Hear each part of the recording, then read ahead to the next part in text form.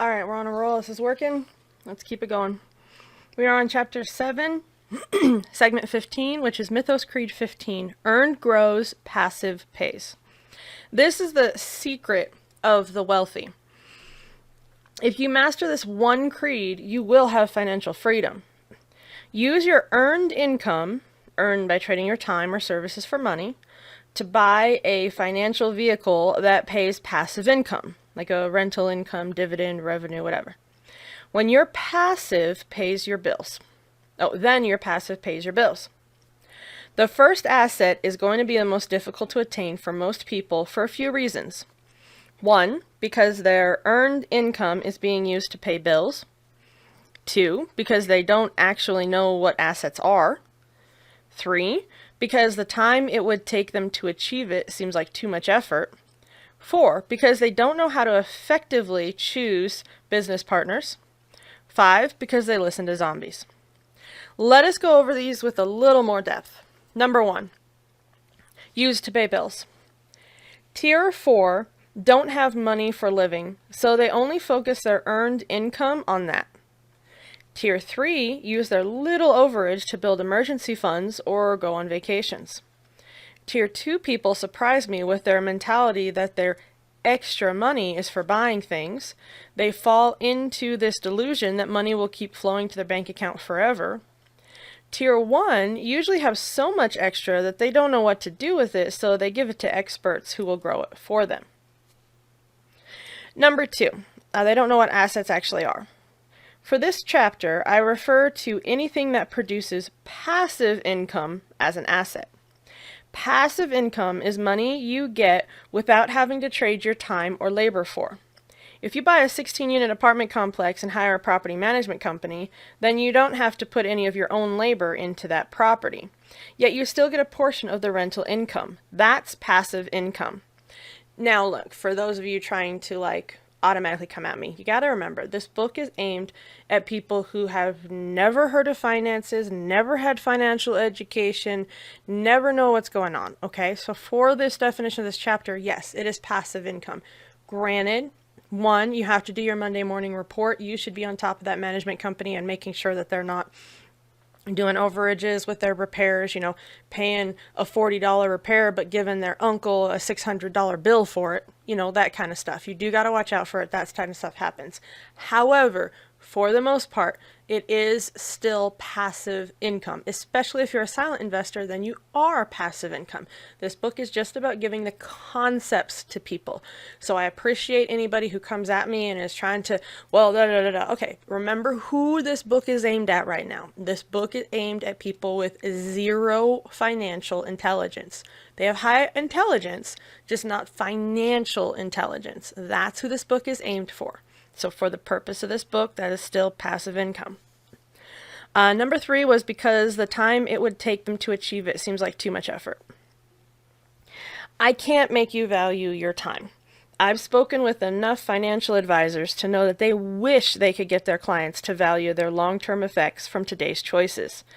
Putting money into a pitiful index with 4 to 6% returns is not fun nor attractive to anyone at any age.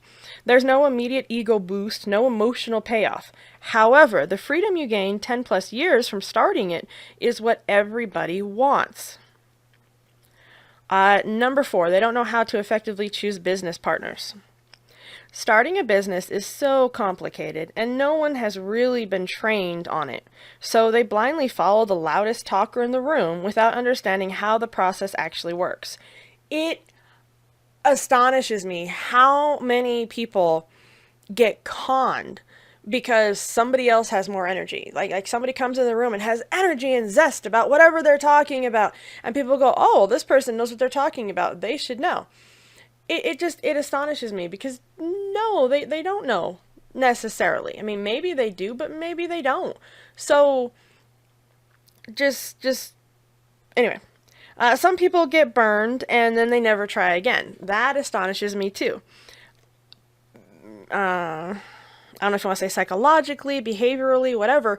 Most people will do one emotional bid. They'll try to connect with somebody once. And if it doesn't work, they just stop. They don't even try. They're like, oh, well, that one person was abrasive to me, or that one person just gave me a wrong vibe and I'm never talking to them again. How fucking cowardly is that?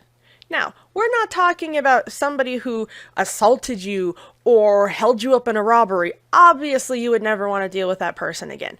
We're talking about the very basics where you're trying to do a dog walking business, which is what a lot of people start. And you try to hire somebody and that one person didn't walk the dogs right, or even they showed up on time, but you didn't like their attitude for some reason. Either too much energy or not enough energy, or it was just that something small like that. And then they declare, I'm never hiring somebody again. And they sabotage themselves. Like, literally, majority of the people, unconscious people, I should say, the zombies, operate this way. I am just asking you to not give in to that urge to try something once, or think about trying something once and then deciding, nah, and backing away and never doing it. That's what I'm encouraging here.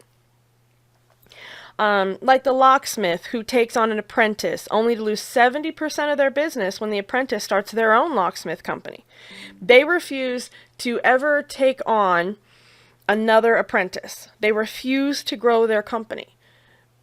People get burned once and then they say they're completely done with it, without actually realizing, well, every time you get burned, it's a benefit. It's a lesson. It is saying, oh, okay, now I know what to look for next time. And if you keep at it and improving at it, you're going to get better and better qualified candidates. And that's really what you need to understand. The last one, number 5, is because they listen to zombies. They're family members, close friends, influencers on social media, strangers, and at times even yourself. It's difficult to know who to trust and who to distance yourself from. That's why it's so important to keep learning and to experiment for your own finances. The secret really is that simple. Buy assets to pay your bills. It's not easy. Remember, simple does not mean easy. There is no lack of opportunity, especially with access to the internet. The genuine lack is in your knowledge base, the people you associate with, and your own inexperience. I have so many people contact me on social media literally every single day trying to, for some reason, convince me that they can't move their life forward financially, so they need me to just give them money. And it's like, first off, you're commenting to me on social media, which means you have access to the internet and you have access to social media. Become an affiliate marketer, make your own digital products and sell them. You have so many amazing opportunities available to you, and you're just choosing not to take them. That was a little rant. They say try to change yourself, and then you'll see how impossible it is to change someone else. I think that's why Mythos are so passionate about coaching, because we know change is entirely possible. We're living proof. You can influence people to choose change for themselves, but you cannot change other people. And it's so amazing. The people who tell me you can't change anyone are typically very highly controlling, very unconscious people who don't want to change. And the people who come to me and go, oh my God, you changed my life, are the people who are very aware and very open to saying, hey, maybe I don't know it all. So it's amazing. I get those extremes constantly. And you can't ever change people. And somebody, oh my God, you changed me. So, just keep that in mind. You can have influence over your bills. You can learn passive income vehicles. You can value your current actions are affecting your future. You can create partnerships based on money boundaries. It is so amazing when I coach people, especially partnerships is what I'm talking about right now. And I'm like, okay, so when you guys came together, what did you guys agree upon? And they're like, look at me like, what? Well, what did you agree upon? What is a good amount to keep in your checking account? When do one of you walk away? What do you guys want to do in the next 6 months and the next year? They have no answer for it. They never set out money boundaries, and that's why there's miscommunications, because once again, people are cowards. That's not necessarily making you a bad person. It makes you an unconscious person. You have to communicate. Change is possible. You can refuse to let zombies have influence over your finances.